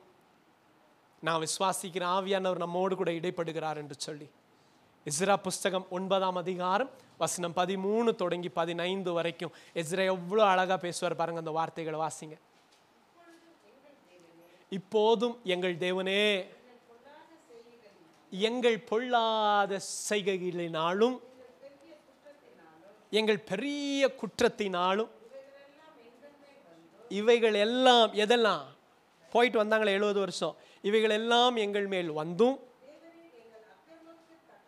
தேவரீர் எங்க அக்கிரமத்துக்கு தக்கவாறு நீர் ஆக்கினையை எங்களுக்கு இடாமல்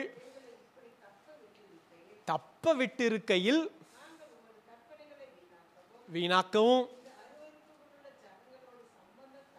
சம்பந்தம் கலக்கவும் தகுமோ? அப்படி செய்தால்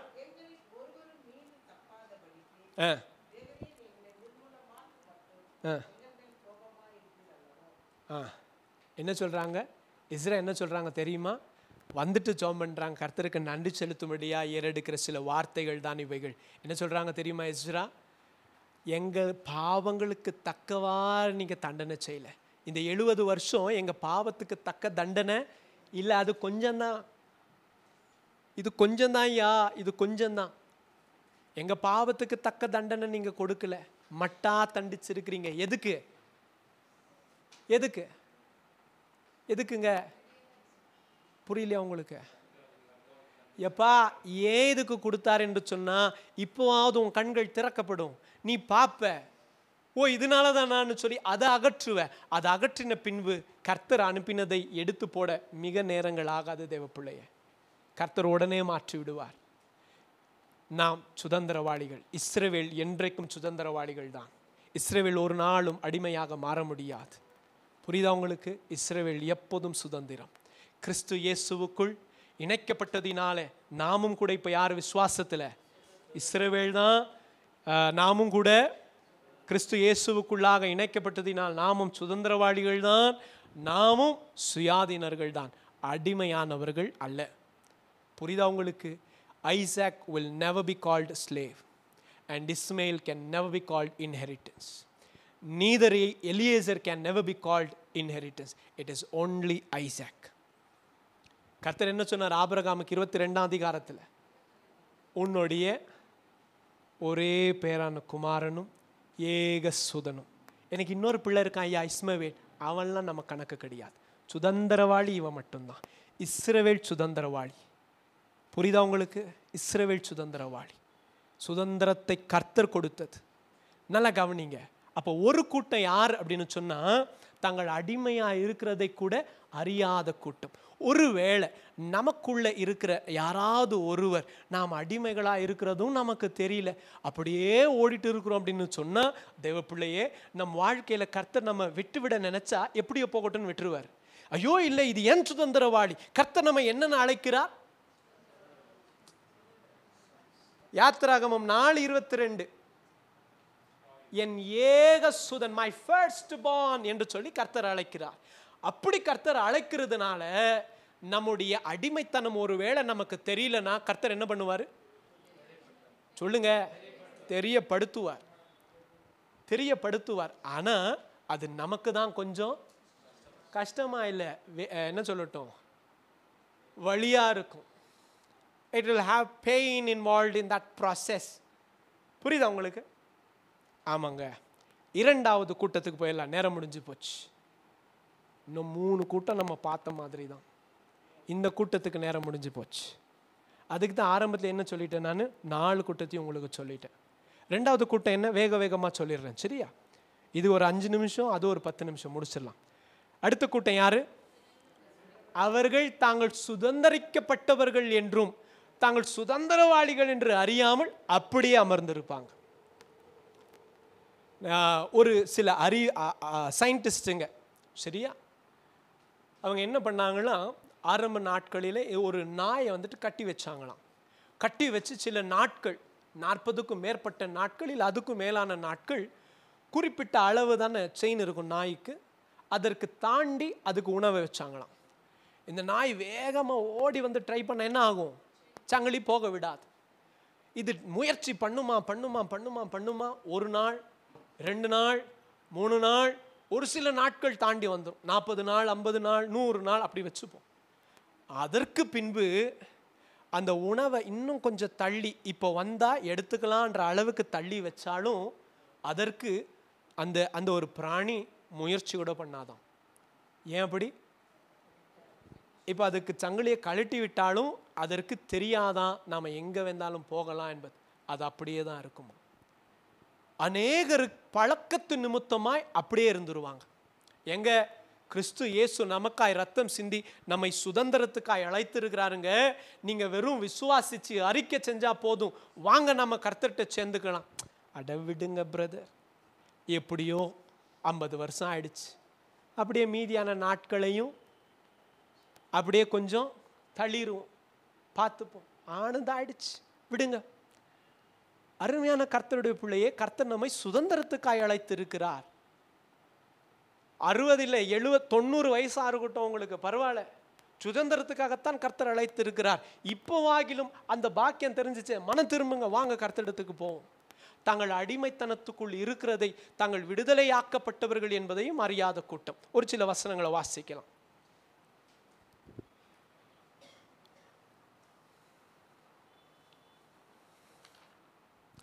ரோமரின் புஸ்தகம் நீங்க 6ஆம் அதிகாரம் முழுக்க வீட்டுக்கு போய் வாசிக்கணும். You will have to read Romans chapter 6 entirely to understand there were people who were set free but yet living like slaves. எப்பா நீ சுதந்திரவாளிடா, ஆனால் இன்னும் எப்படி தான் வாழ்கிற? அடிமையாகவே வாழ்கிற. இல்லை, நாம் சுதந்திரவாளிகள், அடிமைகள் அல்ல. ரோமரின் புஸ்தகம் 6ஆம் அதிகாரம் வசனம் 1 தொடங்கி 23, கொலேசியர் புஸ்தகம் 1ஆம் அதிகாரம் வசனம் 21 தொடங்கி 23, Book of Colossians chapter 1 verses 21 to 23, Romans chapter 8 verses 15. இதெல்லாம் வாசிங்க வீட்டுக்கு போய். இப்போ ஒரு குறிப்பிட்ட வசனங்களை மட்டும் வேகமாக வாசிக்கலாம். ரோமர் புஸ்தகம் 6ஆம் அதிகாரம் வசனம் 6 தொடங்கி வாசிக்கலாம். அப்போஸ்தலனாகிய பவுல் ரோமாபுரியில் இருக்கிற கிறிஸ்தவர்களுக்கு என்ன எழுதுறாரு? வாசிக்கலாம். ரோமரின் புஸ்தகம் 6ஆம் அதிகாரம் வசனம் 6 தொடங்கி. அப்போஸ்தலனாகிய பவுல் சொல்லுகிறார், நாம் இன்னமும் பாவத்துக்கு ஊழியம் செய்யாதபடிக்கு, பாவ சரீரம் ஒளிந்து போகும் பொருட்டாக, வேகமா வாசிங்க. நம்முடைய பழைய மனுஷன் என்ன ஆனாரு? சிலுவையில் அறையப்பட்டாயிற்று. மரித்தவன் பாவத்துக்கு விலகி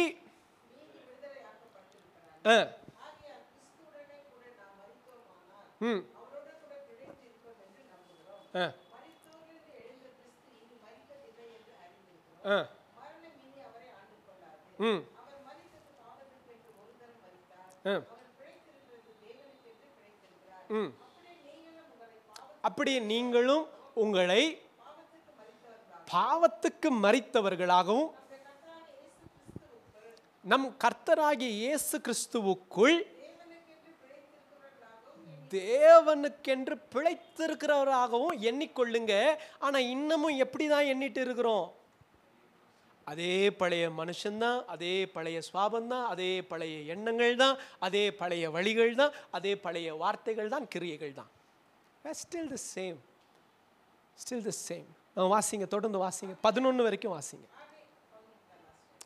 அப்போ 16லேருந்து இப்போ வாசிங்க, 16 to 18, chapter 6 verses 16. பாருங்க, 6ஆம் அதிகாரம் நீங்க முழுசா வாசிக்கணும்.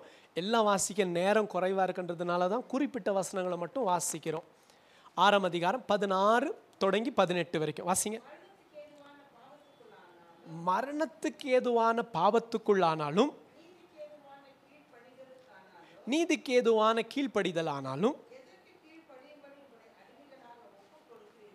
எதற்கு நீங்க கீழ்ப்படியும்படி அடிமைகளாக ஒப்பு கொடுக்கிறீர்களோ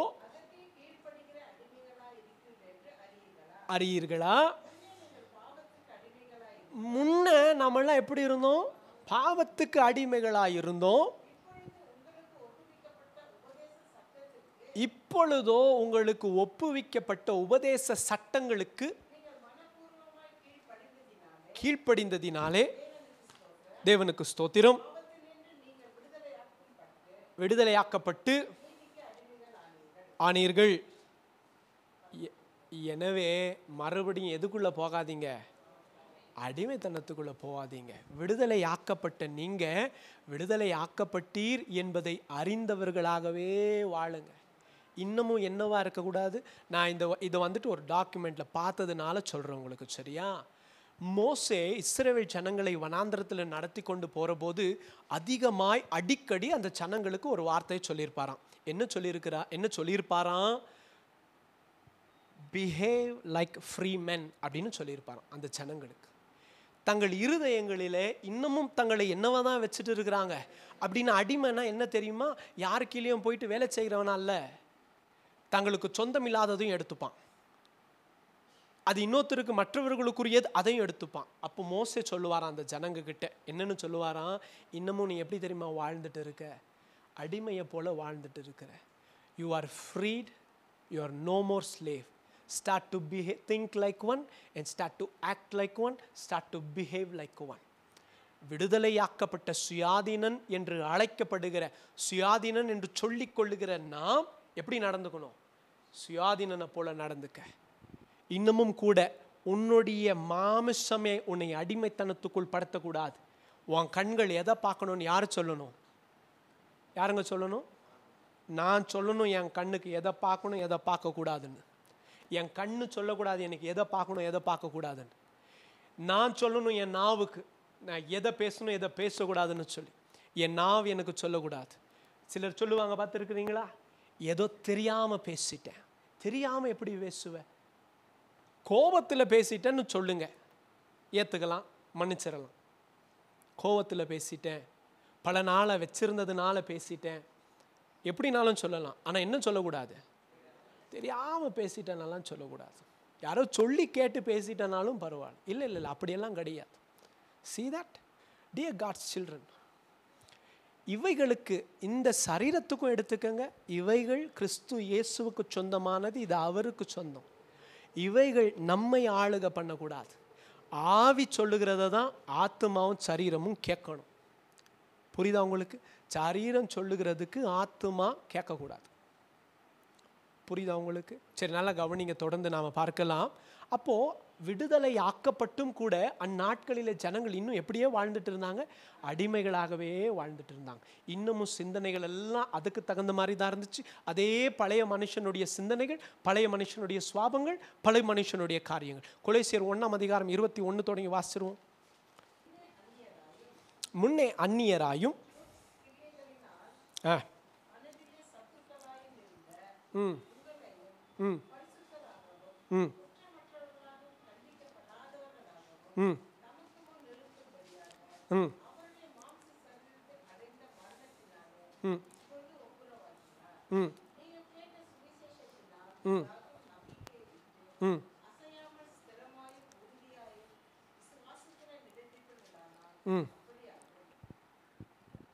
நல்லா கவனிங்க, வாசிக்கலாம். அடுத்த வருஷமும் வாசிக்கலாம். ரோமர் 8:15.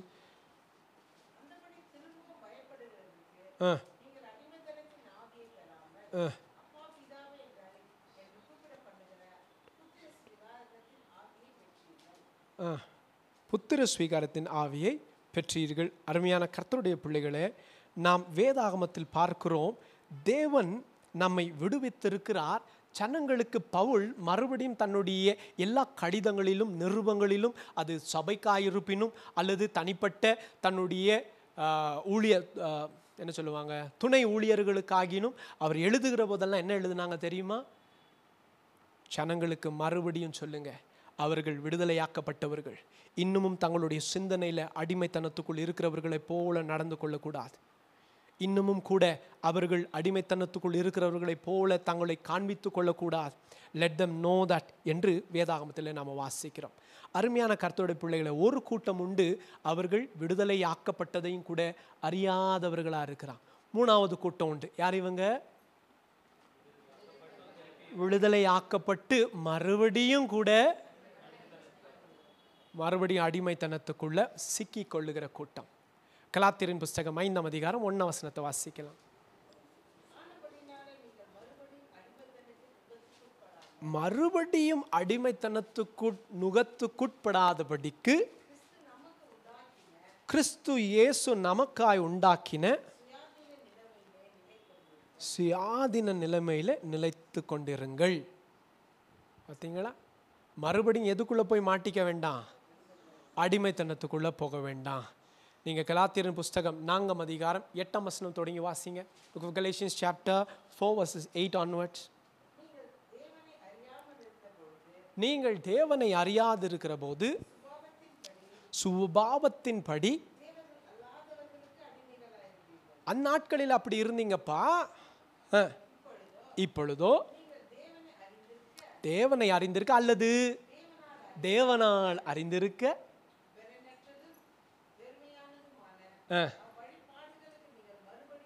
மறுபடியும் திரும்பி அடிமைப்படும்படி விரும்புகிறது என்ன? தெரியாத நாட்கள் பிரதர், விக்கிரக ஆராதனை செஞ்சுக்கிட்டு இருந்தோம் பிரதர், இப்படி செஞ்சுட்டு இருந்தோம், கண்டதெல்லாமே நமக்கு தெய்வம்தான், எல்லாருமே நமக்கு பரிசுத்தவான்கள் தான், அவர்களிடத்துலையும் மன்றாடலாம், ஜெபங்களை ஏறெடுக்கலாம் என்று சொல்லி இப்படி தான் வாழ்ந்துட்டு இருந்தோம். ரைட். இப்போ கர்த்தர் எங்களை மீட்டு ரட்சித்து தம்முடைய இரத்தத்தினால் இப்பொழுது அருகாமையில் சேர்த்து கொண்டார். அப்படி வந்த நாம மறுபடியும் கூட போகலாமா? மறுபடியும் கூட செஞ்சுக்கலாமா? கிடையாது. God did not call us so that we can again go visit and come back to. There is no visiting old life, dear God's children. நாம் பழைய வாழ்க்கையை வாழ மாட்டேன், சும்மா அப்படி பார்த்துட்டு வரேன் இல்லை. அந்த பழைய மனுஷன் ஒளிஞ்சுக்கிட்டு இல்லை, அவன் கிறிஸ்து இயேசுவோடு கூட சிலுவையில் அறையப்பட்டான். கிறிஸ்துவோடு கூட பழைய மனுஷன் மரித்தால்தான் கிறிஸ்து உயிர்த்தெழுந்தது போல நாமும் புதிய ஜீவனுக்கு உயிர்த்தெழுவோம். அப்படி இல்லைன்னு சொன்னால் பழைய மனுஷன் இன்னும் இருப்பான். அந்த பழைய மனுஷன் உங்களை என்னையும் அடிமைத்தனத்துக்குள்ளே தான் கொண்டு போவோம். And the old man will always make sure he captures us. We might escape 10 times, we'll be captured 11th time. We can escape 20 times, we'll be captured 21st time. என்னதான் பண்ணணும்? சிலுவையில் அறையணும். எப்படிங்க? இங்கே மனது புதிதாக்கணும். பழைய அறிவிந்து எங்கன்னா தம்பி சொல்லணும், கிறிஸ்துவோடு கூட சிலுவையில் அறையப்பட்டாயிடுச்சு ஐயா. அந்த பழைய மனுஷன் இந்த சுபாவம் சும்மா நினைக்கிறதுனால மட்டும் வராது. கிறிஸ்துவோடு கூட அனுதினம் நடக்க நடக்க நடக்க அவருடைய குணாதிசயங்கள் எல்லாம் நமக்குள்ளே வரும். நம்முடைய குணாதிசயங்கள் எல்லாம் வெளியில் போயிட்டே இருக்கும், நமக்குள்ளே அதிகரிச்சுக்கிட்டே இருக்கும். இதுதான் யோவான் சொன்னார். அவருடைய வாஞ்சையே இதுதான். யோவான் என்ன சொன்னார்?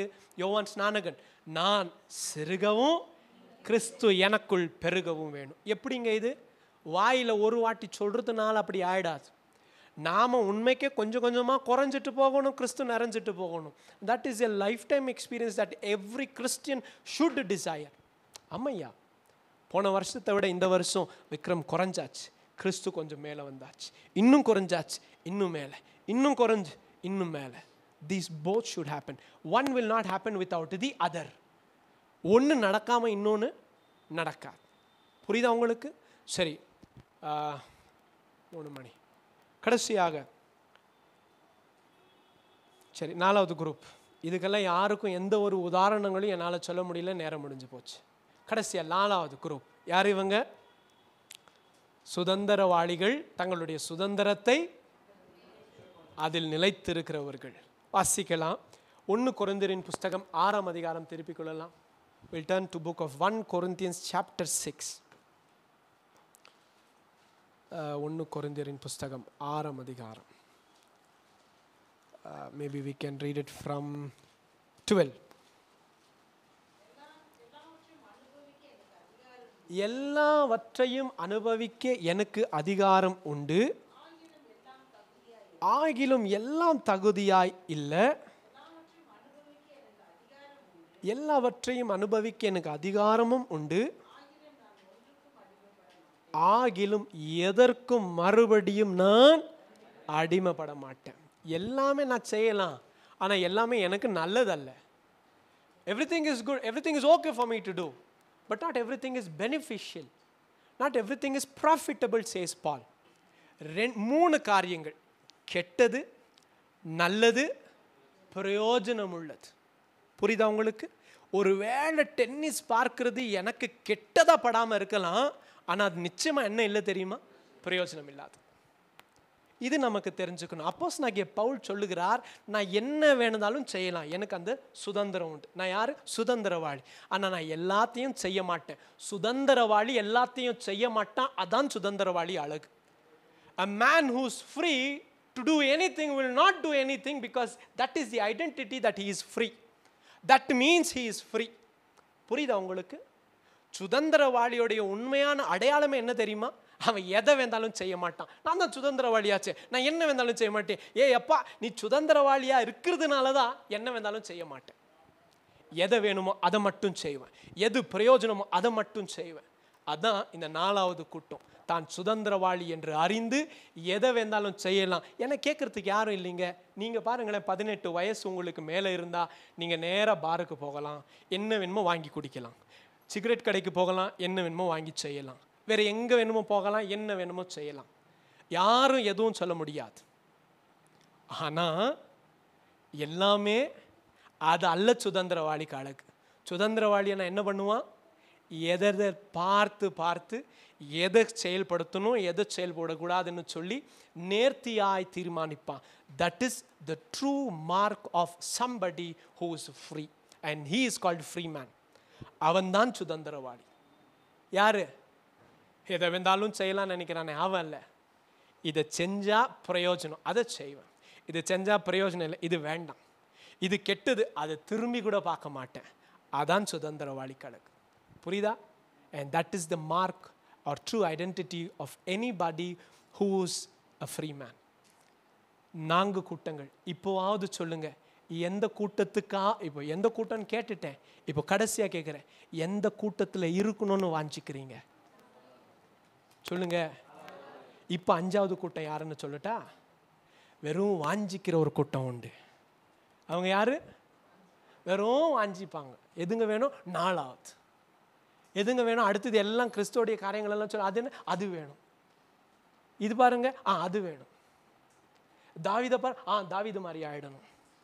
இங்க பாருங்க, எரேமியாவை போல மாறிடணும். இவங்க பாருங்க, யோவான் ஆயிடணும்.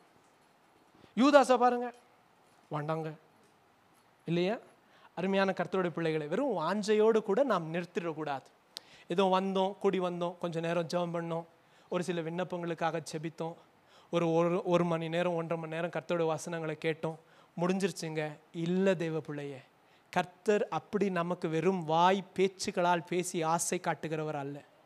அவர் வாக்கு பண்ணுகிறதை நிறைவேற்றி நீ மகிழ்ச்சியாக இருக்கிற பத்தியா, அதில் துள்ளி மகிழ்கிறவர் தான் என் தேவன்.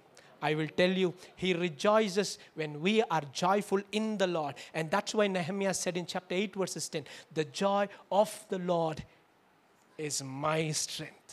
கர்த்தருக்குள் மனமகிழ்ச்சியாக இருப்பது தான் ஏன் பலன் ஐயா. அதான் நம்முடைய பலன். நமக்கு வெறும் வார்த்தைகளை சொல்லி ஆசை காட்டுகிறவர் அல்ல. வெறும் ஒரு சில நன்மையான பேச்சுக்களை பேசி அவர் நம்மை வசப்படுத்த நினைக்கிற தேவன் அல்ல. மெய்யாகவே கிரியேட் செய்ய நினைக்கிற தேவன் தான். இப்போ நான் சொல்லட்டுமா? அன்றைக்கு இயேசு சொன்னது போல நம்ம கேட்ட இந்த வசனங்கள் எல்லாம் இன்னைக்கு நம்ம வாழ்க்கையில நிறைவேறிற்று என்று விசுவாசிக்கிறேன். அதுக்கு நாம் என்ன செய்யணும்? அதோட இணைந்து நடக்கணும். புரியுதா உங்களுக்கு? இயேசு அன்னைக்கு இதே தான் சொன்னார், விடுதலை அறிவிக்கிறேன். அந்த வாசனங்கள் எல்லாம் இன்றைக்கு நிறைவேறிற்று. என்ன பண்ணாங்க அந்த ஜனங்க தெரியுமா? இயேசுவை மலையின் உச்சியிலிருந்து தள்ளிவிட மனதாயிருந்தார்கள். அவரோ அவர்கள் மத்தியிலிருந்து கடந்து போயிட்டார். விடுதலையை வேண்டாம் என்று சொன்ன கூட்டம், அவர்கள் அடிமைத்தனத்துக்குள் இருக்கிறார்கள் என்று அறியாத கூட்டம். நாம் என்ன செய்ய போறோம் இன்னைக்கு? விடுதலை வேணும்னு சொல்லி விடுதலைக்குள் நிலைத்திருக்க போகிறோமா? அல்ல விடுதலை பெற்றவங்க தான், அதெல்லாம் நமக்கு தெரியாது, நாங்கள் நாம வாழுவோம்னு சொல்றோமா? அல்லது விடுவிக்கப்பட்டவங்க தான், ஆனால் மறுபடியும் அடிமைத்தனத்துக்குள் போறவங்களா? எந்தங்க யாருங்க நாம?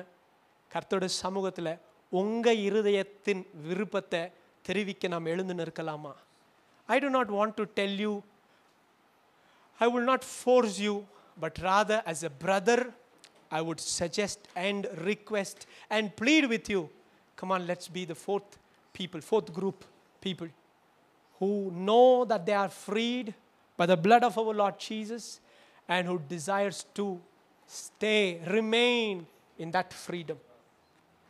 விடுவிக்கப்பட்ட நான் விடுதலைக்குள் நிலைத்திருக்க வேண்டும் ஆண்டவரே. கிறிஸ்து இயேசுவின் நிமித்தமாய் எனக்கு உண்டாக்கப்பட்ட விடுதலை இது அழிந்து போகிற பொன்னினாலோ வெள்ளியினாலோ என்னை மீட்காமல் உளையேற பெற்ற மாசற்ற குற்றமில்லாத ஜீவனுள்ள இரத்தத்தை சிந்தி நீர் என்னையும் எங்களையும் விடுவித்திருக்கிறீர் தகப்பனே. இந்த விடுதலையை நாங்கள் அறியாமல் இன்னமும் அடிமைகளாக வாழக்கூடாது. எங்கள் சுயத்துக்கு அடிமைகளாக இருக்கக்கூடாது. எங்கள் மாமிச இச்சைக்கு அடிமைகளாக இருக்கக்கூடாது. மற்ற மனிதர்களுக்கு, மற்ற பிசாசினால் ஏவப்பட்டவர்களுக்கு நாங்கள் அடிமைகளாக கூடாது. நாங்கள் நீதிக்கு, தேவனுக்கு அடிமையாக இருக்க வேண்டும். கர்த்தருக்கே அடிமைகளாக இருக்க வேண்டும். ரோமர் 6ஆம் அதிகாரத்தை வீட்டுக்கு போய் வாசிங்க. அங்கே அப்போஸ்தலனாகிய பவுல் எழுதியிருக்கிறார், some of them will be slave to their own self. அவர்கள் அடிமைகளாய் எதுக்கெல்லாம் இருப்பாங்கன்னு சொல்லி ரோமரில் அழகாக எழுதியிருக்கும் 6ல். பாவத்துக்கு அடிமைகளாக இருப்பாங்க, அசுத்தத்துக்கு அடிமைகளாக இருப்பாங்க, துன்மார்க்கத்துக்கு அடிமைகளாக இருப்பாங்க.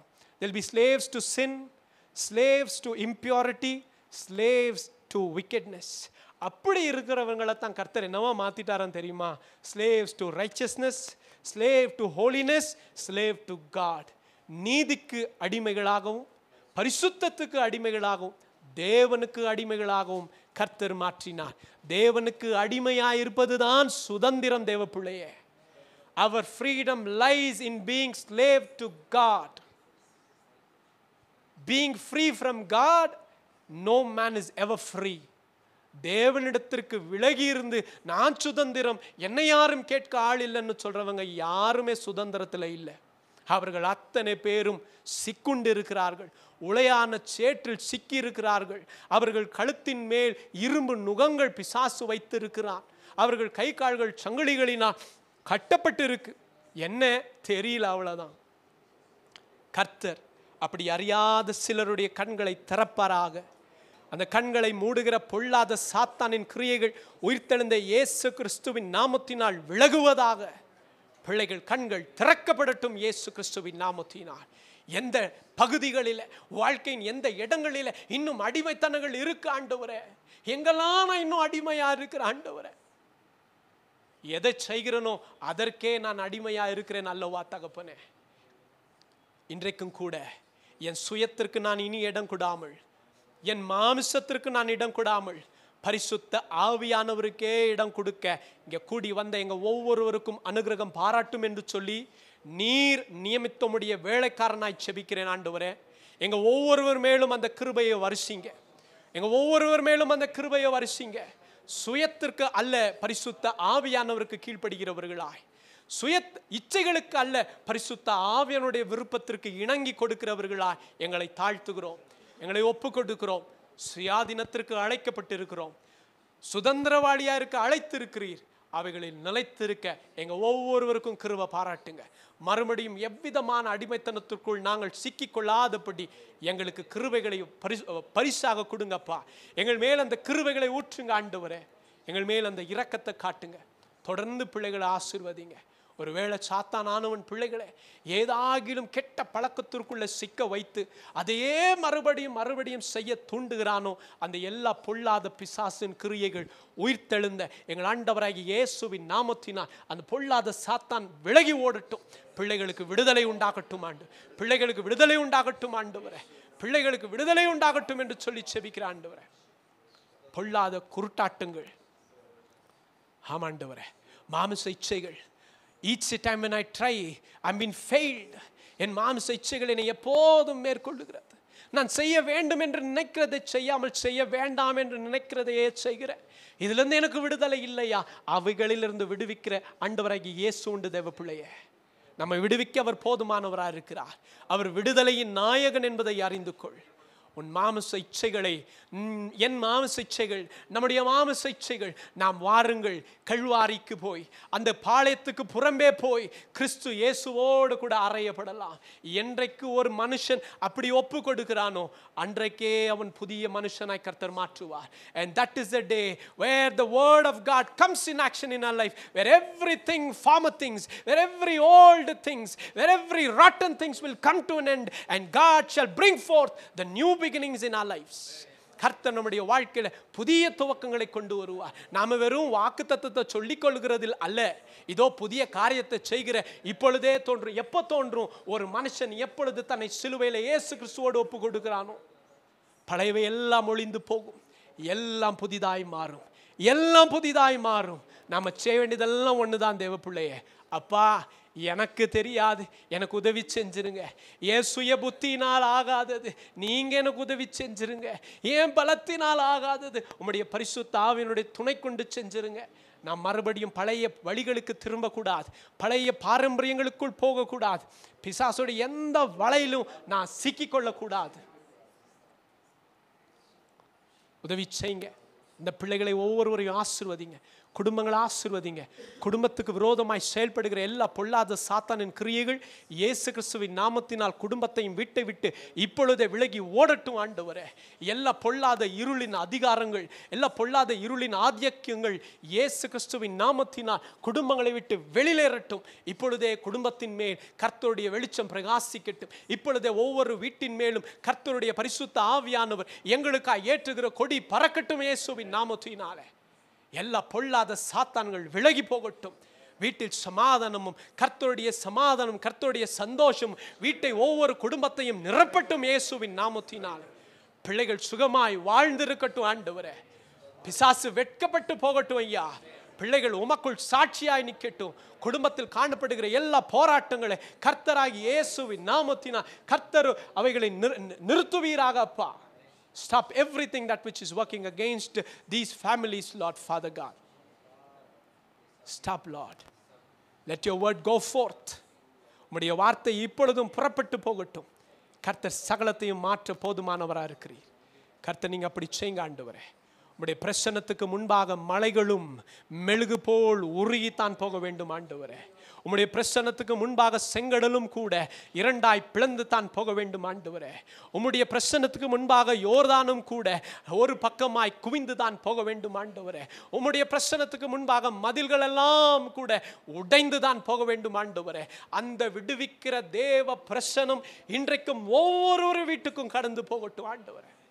ஒவ்வொருவருக்கு முன்பாக கடந்து போகட்டும். சபையில் கட்டப்பட்ட ஒவ்வொரு குடும்பத்தின் மேலும் அந்த கிருபைகளை இறங்க பண்ணுங்க ஆண்டவரே. உம்முடைய பிரசன்னம் அப்படி கடந்து போகட்டும். தாழ்த்தி ஒப்பு கொடுக்கிறோம். எல்லாவற்றும் அன்பு கருத்துக்களை ஒப்பு கொடுக்கிறோம்.